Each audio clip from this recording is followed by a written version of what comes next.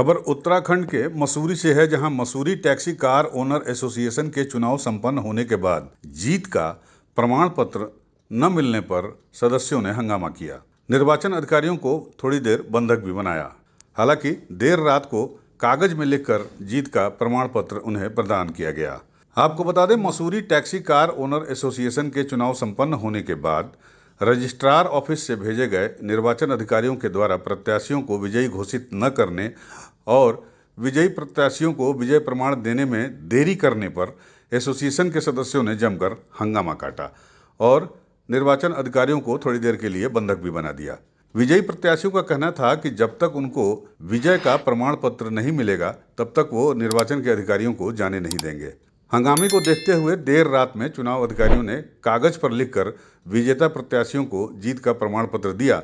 उसके बाद जाकर मामला शांत हुआ। गौरतलब है कि 10 सालों के लंबे समय के बाद Mussoorie taxi car owner association के चुनाव हुए थे, जिनको लेकर रजिस्ट्रार कार्यालय से 5 सदस्यीय टीम मसूरी पहुंची थी। एसोसिएशन के 478 मतदाता थे, जिसमें से 392 ने अपना मताधिकार का प्रयोग किया। रविवार को सुबह 10 बजे से शाम 5:30 बजे तक मतदान की प्रक्रिया संपन्न हुई। इसके बाद मतगणना शुरू की गई, जिसमें अध्यक्ष पद पर वीरेंद्र सिंह पवार गुड्डू भाई को 282 और मिजान सिंह रावत को 90 वोट मिले। महासचिव के पद पर राकेश सिंह कोटाल को 277 वोट और मदन मोहन सेमवाल को 42 वोट मिले, जबकि आनंद सिंह बिष्ट को 39 वोट प्राप्त हुए। वीरेंद्र सिंह पवार यानी गुड्डू भाई ने कहा कि 10 साल के बाद एसोसिएशन के चुनाव हुए हैं, परंतु निर्वाचन अधिकारी उनको जीत का प्रमाण पत्र देने में हिला हवाली कर रहे थे। इसको लेकर एसोसिएशन के सदस्यों में भारी नाराजगी थी। चुनाव अधिकारी बन के आए, इनके पास सर्टिफिकेट नहीं है। हम तब से बोले हमें सर्टिफिकेट दो, हम जीत गए तो हमें सर्टिफिकेट दो ना।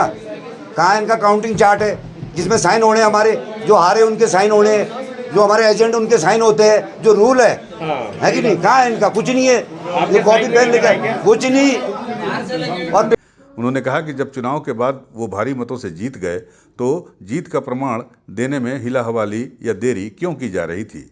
उन्होंने कहा कि रजिस्ट्रार ऑफिस से आए लोग नियमों का उल्लंघन कर रहे थे।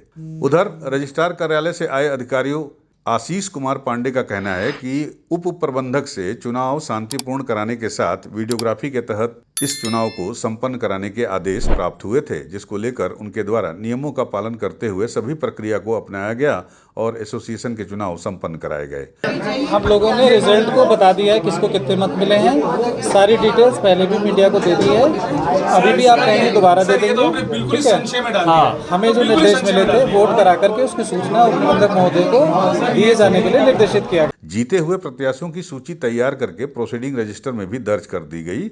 अब उप निबंधक के जरिए विजेता प्रत्याशियों को जीत का प्रमाण पत्र दिया जाना था, परंतु विजेता प्रत्याशी उन पर जल्द और तुरंत प्रमाण पत्र देने का दबाव बना रहे थे। उधर मसूरी कांग्रेस के पूर्व अध्यक्ष गौरव अग्रवाल का कहना था कि निर्वाचन अधिकारी गुमराह कर रहे थे और इसी प्रक्रिया में वो प्रत्याशियों को प्रमाण पत्र देने में हिला हवाली कर रहे थे, जो कि नियम मुताबिक नहीं है। आपके कोर्ट का आदेश आया, उस कोर्ट के आदेश के अधीन इन्होंने चुनाव करवाए।